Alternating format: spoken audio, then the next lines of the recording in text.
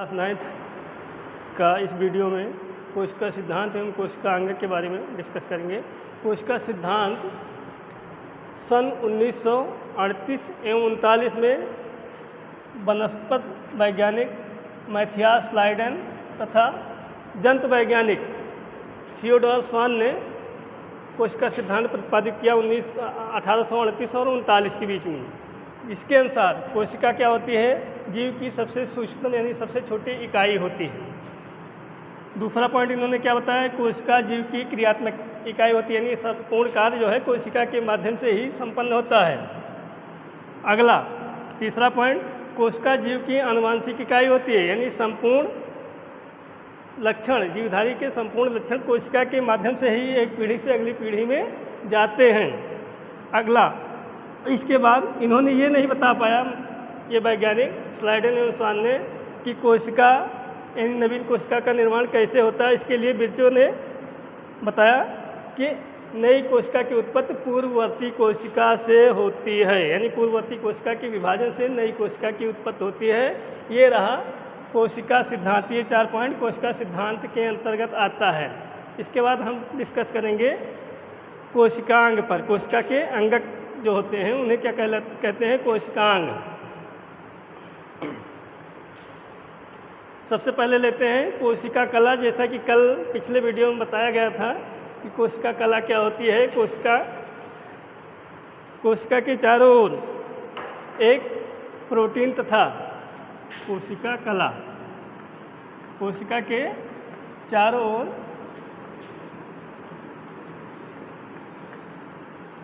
English में इसे cell membrane भी कहते हैं, सेल मेम्ब्रेन।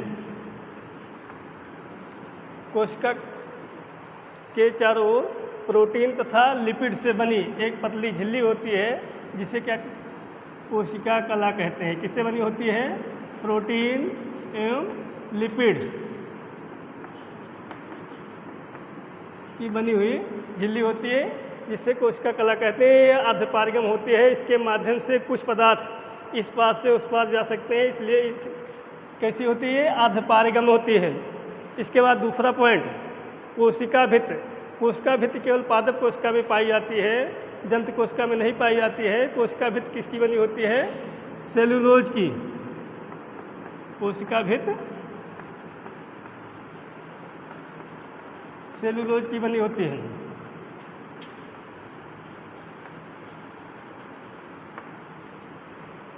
इसके बाद अगला पॉइंट, कोशिका भित्ति पादप कोशिका में पाई जाती है, जंतु कोशिका में नहीं पाई जाती। कोशिका भित्ति किसकी बनी होती है? सेलुलोज की बनी होती है।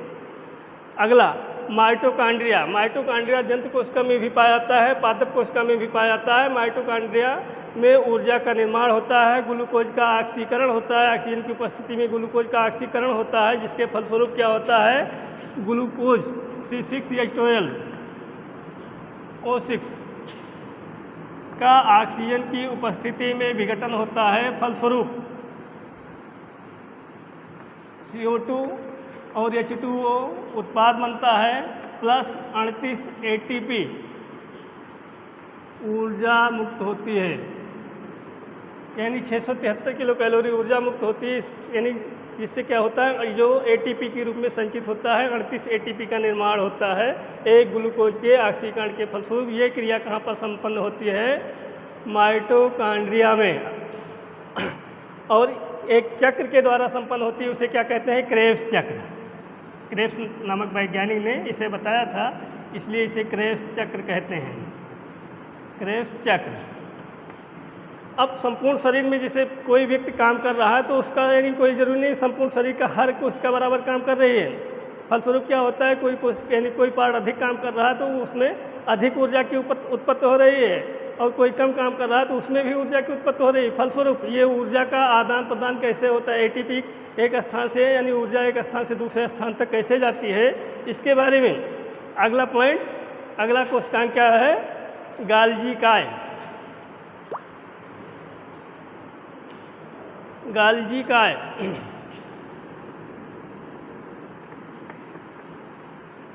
गाल्जी काय इसकी खोज कैमिलो गाल्गी ने की थी। कैमिलो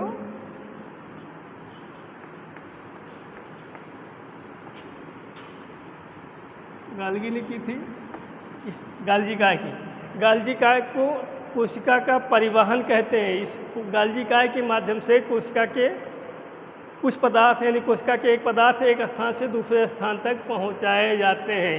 इसका काम क्या होता है? परिवहन का काम होता है। गाल्जी काय का काम परिवहन करना होता है। कोशिका से कोई यानी पदार्थों को यानी एक कोशिका से दूसरी कोशिका में पहुंचाने का काम कौन करता है? परिवहन का काम कौन करता है? गाल्जी काय। इसके बाद अंतःद्रव्य जालिका।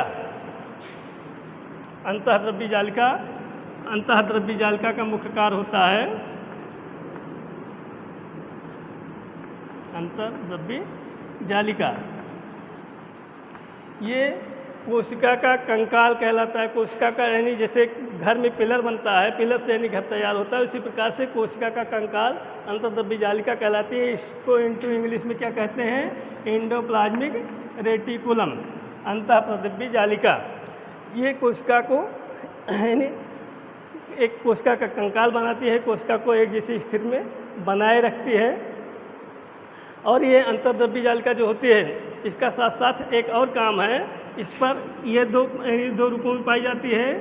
एक तो होती है स्मूथ चिकनी और दूसरी होती है रफ खुरदरी। कुछ इसका पार्ट क्या होता है? खुरदरा होता है और कुछ चिकना होता है। जो चिकना पार्ट होता है उससे वसा का निर्माण होता है, वसा का संश्लेषण होता है। किसका संश्लेषण होता है? वसा का। इस चिकने पार्ट से इसको क्या कहते हैं? स्मूथ ER, अंतःद्रव्य जालिका यानी चिकना पार्ट। तो वसा क्या होती है? चिकनी होती है। इसलिए इस पार्ट से किसका निर्माण होता है? इस भाग से किसका निर्माण होता है? स्मूथ वाले भाग से चर्बी का निर्माण होता है, वसा का निर्माण होता है, बिल्कुल जो चिकना होता है। और जो ये खुरदरा भाग होता है, रफ भाग, एंडोप्लाज्मिक रेटिकुलम का जो रफ वाला भाग होता है, रफ एंडिकुलम यानी एंडोप्लाज्मिक रेटिकुलम होता है। इस पर जो रफ यानी खुरदरा भाग होता है, ये जो खुरदरा होता किस लिए होता है? क्योंकि इस पर राइबोसोम पाए जाते हैं। क्या पाया जाता है? राइबोसोम। और राइबोसोम का मुख्य काम है प्रोटीन का निर्माण करना। तो रफ वाले भाग से किसका निर्माण होता है? प्रोटीन का निर्माण होता है। खुरदरे भाग से प्रोटीन का निर्माण होता है। एंडोप्लाज्मिक रेटिकुलम के रफ भाग से प्रोटीन का निर्माण होता है और स्मूथ भाग से वसा का संश्लेषण होता है। इसी प्रकार अब ये राइबोसोम, अगला क्या है?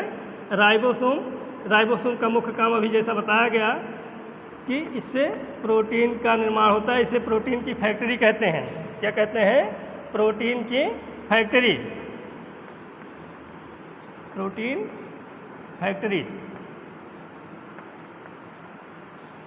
यहाँ यानी राइबोसोम पर ही इसी के माध्यम से ही प्रोटीन का निर्माण होता है। राइबोसोम दो प्रकार के होते हैं। एक होता है 70S राइबोसोम, दूसरा होता है 80S राइबोसोम। अब 70S जो राइबोसोम होता है, S का मतलब होता है सेडिमेंटेशन काफिशिएंट, अवसादन गुणांक। S मीन्स क्या होता है? सेडिमेंटेशन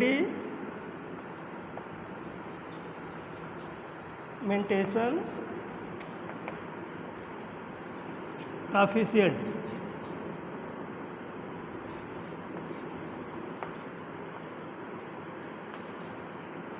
इसे कहते हैं अवसादन गुणांक।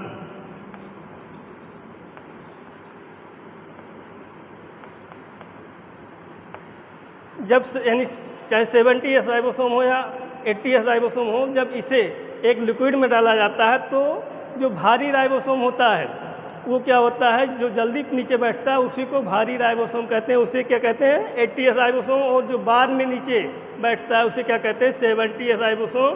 70S राइबोसोम केवल प्रोकैरियोटिक कोशिका में पाया जाता है, जबकि 80S राइबोसोम यूकैरियोटिक कोशिका में पाया जाता है। इसके बाद अगला पॉइंट हम आते हैं तारक काय।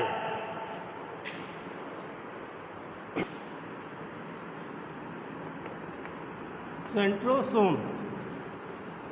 सेंट्रोसोम को तारक काय कहते हैं। तारक काय का मुख्य काम क्या होता है? कोशिका का विभाजन करना। जिस कोशिका में तारक कार्य पाया जाता है उन कोशिकाओं में विभाजन नहीं होता है, जिन कोशिकाओं में तारक कार्य नहीं पाया जाता है मतलब नहीं पाया जाता उनमें विभाजन नहीं होता, जिनमें पाया जाता है उन्हीं कोशिकाओं में कोशिका विभाजन होता है। ब्रेन की सेल, मस्तिष्क की जो तंत्रिका कोशिका होती हैं उनमें तारक कार्य सेंट्रोसोम नहीं पाया जाता है, इसलिए उसमें विभाजन नहीं होता है। जबकि लीवर की कोशिका में, यकृत की कोशिका में सेंट्रोसोम पाया जाता है, उसमें विभाजन सर्वाधिक मात्रा में होता है। सेंट्रोसोम से कोशिका में विभाजन होता है। अगला केंद्रक।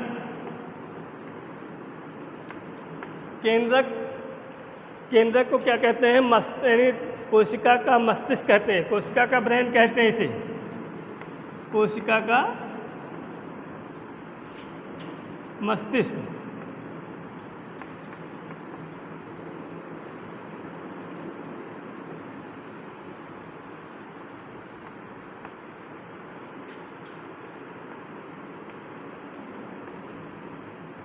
केंद्रक को कोशिका का मस्तिष्क कहते हैं। ये केंद्रक पूरी कोशिका में जो भी कोशिकांग पाए जाते हैं, केंद्रक ही उस सबको रेगुलेट करता है, कौन किसको क्या करना है, सारी व्यवस्था केंद्रक करता है, इसलिए केंद्रक को कोशिका का मस्तिष्क कहते हैं।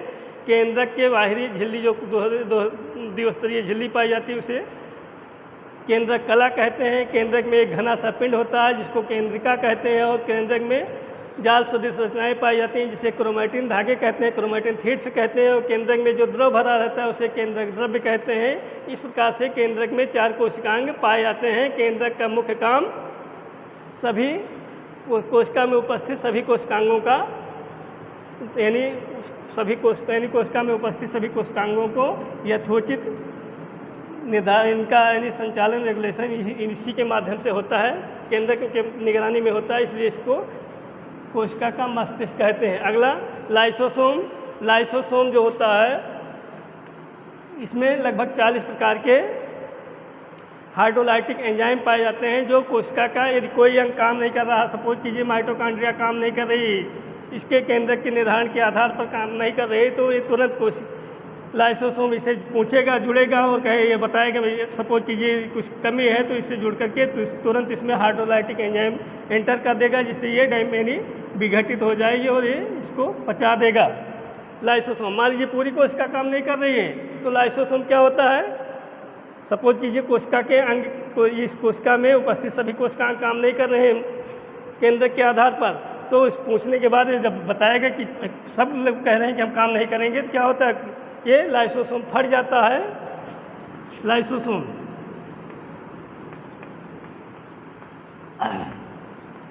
लाइसोसोम फट जाता है, जिससे क्या होती है? पूरी कोशिका विघटित होकर के खत्म हो जाती है। इसी प्रकार से मान लीजिए कभी चोट लग गई या कोई कारण बन गया, कोई कोशिका मर गई, एक्सीडेंट हो गया, तो उस स्थिति में जहाँ की कोशिकाएं मरी होती हैं वहाँ का लाइसोसोम भी मर जाता है, तो उसे क्या कहते हैं? गर्म पानी से धोया जाता है। गर्म पानी से धोते हैं तो पास वाली कोशिका जो जीवित कोशिका है उसका लाइसोसोम देखता है कि बगल वाली जब कोशिका मर गई है तो यहाँ बहुत लोग मरे पड़े हैं, इसको उठाने वाला कोई नहीं, तो उस समय बगल वाली कोशिका से जो लाइसोसोम होता है वो थोड़ा थोड़ा हाइड्रोलाइटिक एंजाइम बगल वाली कोशिका यानी उधर जो है छिड़क देता है। फलस्वरूप क्या होता है? धीरे धीरे वो जो जहाँ डैमेज कोशिकाएँ होती, मरी हुई कोशिकाएँ होती, वो धीरे धीरे 4 से 10 दिन में ठीक हो जाती हैं। तो ये लाइसोसोम का मुख्य, और साथ साथ अपनी भी निगरानी किए रहता है कि हमारे घर में कोई कमी तो नहीं हो रही है। इसी प्रकार से लाइसोसोम को क्या कहते हैं? आत्मघाती थैली। आत्मघाती थैली कहते हैं, सुसाइड बैग। अगला पॉइंट लवक, प्लास्टिड। लवक केवल पादप कोशिकाओं में पाया जाता है। लवक का मुख्य काम सूर्य के प्रकाश की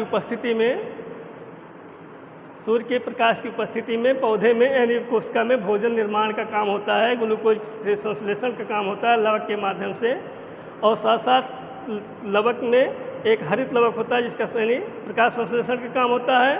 अन्य लवक जो अवर्णी लवक होते हैं वो संचय का काम करते हैं, भोजन संचय का काम करते हैं। तो लवक को क्या कहते हैं? कोशिका का किचन कहते हैं। ठीक, लाइसोसोम आत्मघाती थैली, केंद्रक कोशिका का मस्तिष्क, ठीक, माइटोकॉन्ड्रिया कोशिका का पावर हाउस। इसी प्रकार से अब आती है बात इसमें मान लीजिए सपोज कीजिए बैग है, इसमें सब सारे कोशिकांग रखे गए हैं। यदि इसमें सब ऐसे रखे गए रहेंगे तो क्या होंगे, आपस में टकराएंगे। फलस्वरूप नेचर ने ऐसी व्यवस्था बनाई है कि इसमें एक जैसे कैमरा रखा जाता है तो उसके चारों ओर थर्माकोल लगा देता है, उसी प्रकार से नेचर ने इसके चारों ओर एक द्रव्य भर दिया है, केंद्रक में भी और कोशिका यानी कोशिका इसमें कोशिका के और केंद्र के बीच में भी। इस द्रव्य को क्या कहते हैं, सामूहिक रूप से जीव द्रव्य कहते हैं। जीव द्रव्य की खोज पुरकिंजे ने की थी, ठीक, और नाम दिया था डुजार्डिन ने, ठीक। और जीव यानी जीव द्रव्य के फलस्वरूप सभी कोशिकांग यथोचित स्थान पर स्थिर रहते हैं, अपना अपना काम करते रहते हैं। इस वीडियो में यहीं तक शेष अगले दिन फिर बताएं। धन्यवाद।